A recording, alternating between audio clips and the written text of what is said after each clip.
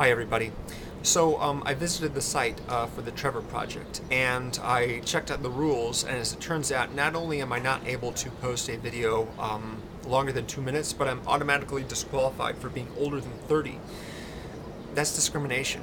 Not cool, yeah. But I can make a video here and call it Be the Change anyway, which is what I'm going to do. So Be the Change is a series of videos that people are making about how that they are helping to promote acceptance, I guess, for the GLBTQ community. And the straight people who do this are known as allies, so I guess that would make me one. So how am I being the change? Aside from making this video, by educating myself, by learning more about the community, by conversing with members of the community, learning more about themselves. I subscribe to a number of collab channels and also individual channels from members of the community, so I can hear more about their own experience, their life, and just kind of just hear what they have to say about anything under the sun. I'm also reading this book right now. Shelley Wright is one of the only out of the closet country music recording artists right now, and she came out like about a month and a half ago, and I'm reading this book right now and learning more about her. She has experienced a lot of difficulty because of her profession, and she needed to keep it a secret from absolutely everybody. She couldn't tell anybody except the women that she was in an actual relationship with that she was gay, which is pretty sad and caused her and a lot of people around her a lot of pain, unfortunately. So I'm reading about that, and I think it's also important to make, well, I guess, as Michael Jackson would say, you might want to start with the person who's looking back at you in the mirror. And as it happens, back in my younger days, I was pretty darn homophobic. And I didn't know a single gay person.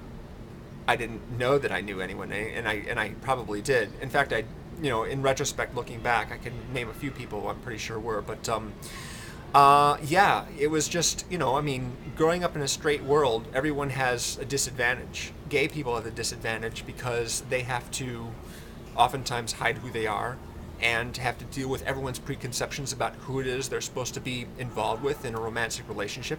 And as it happens, straight people are disadvantaged as well, because in a straight world, they don't have to adapt to the idea of gay people and gay relationships, and more to the point, gay sex.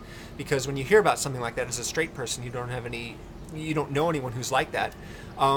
You're made to think that it's subhuman, or at least a lot of people are. And some people can sort of decide for themselves that it's not okay to feel that way, and that it's a good thing that there's diversity in the world, and that it's not wrong. But unfortunately, it isn't. That doesn't happen with a lot of people, and it didn't really happen with me so much. I do happen to recall a conversation that my dad and I had around that time, perhaps when I was in school. We were driving home in the car one day, and he said to me, oh, by the way, happy Father's Day, Dad. We were driving home in the car one day, and he said to me, Scott, if you just thought that maybe you might be gay, that would be all right. And at the time, I was just like, oh, what are you kidding me? God. But now, of course, looking back on it, I see it as a great thing that he did tell me that, because if I had been gay, I would have appreciated that very much. I would have taken a lot of comfort in that. My dad's a fantastic guy, very got a good head on his shoulders. So that was really good. But yeah, aside from the occasional, reference or joke or demeaning comment about how disgusting and subhuman gay people were, I didn't have a lot to go on, and so it took a long time for me to overcome those feelings. One of the things that helped, and this I think helps with any culture or any type of person that is different from oneself, is to put yourself in their place. To say, okay, if this were me in a situation, if I were a person who was attracted to an opposite gender, right, person, and everyone around me was telling me that that was wrong, how would I feel about that? How would I feel to know that everyone around me and everything around me was telling me that who I am was, that I shouldn't be who I am, and that I can't feel what I'm feeling, and that I must not care for the people who I care for. And if you put yourself in their place, then it's so much easier. It's empathy. It's the ability to empathize with someone who's different from yourself, and that's very valuable. And it's really important that everyone do that, especially those of us who happen to fall into the majority, which unfortunately we are. It'd be a lot easier if 50%, exactly 50% of the world population were homosexual and 50% were heterosexual. It would be commonplace. Everyone would be around it. Everyone would be used to it. It would be no big deal. But sadly, that's not the case. Right now, it's about 20% of the people in this country, maybe higher, because a lot of people aren't saying so. And out of 300 million people living in the United States, that's 60 million people. That is a huge, huge, huge, huge number of people. And the reality is it might be much higher than that. Another thing that's helped me, oddly enough as it sounds, being a science fiction fan, I am, of course, interested in the concept of alternate universes, parallel universes, alternate realities. And it just so happens that a while back when I was younger, I don't remember how old I was, my mom told me one day that if I'd been born a girl, my name would be Stephanie. So I began to think, in a parallel universe, my mom and my dad had a daughter instead of me, and they named her Stephanie, and if I had been that person, what would my life have been like? I would have different friends. I would probably be interested in different subjects in school. I'd probably still be into theater because, hell, theater rules. But I might go to different school after school. The career I'd have would be different. But you know what? No matter how different my life would be, I'd still want to be into girls because I like girls now. And if I can be okay with thinking of myself as a girl who likes other girls, then I can be okay with other girls who aren't me liking other girls. And if I can be okay with that, I can be okay with thinking about guys who want to be with other guys, and that's okay too.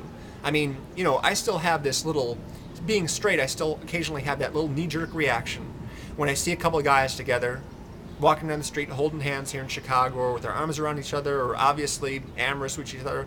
There's that little moment where I go, ugh! But then I say to myself, wait, it's okay.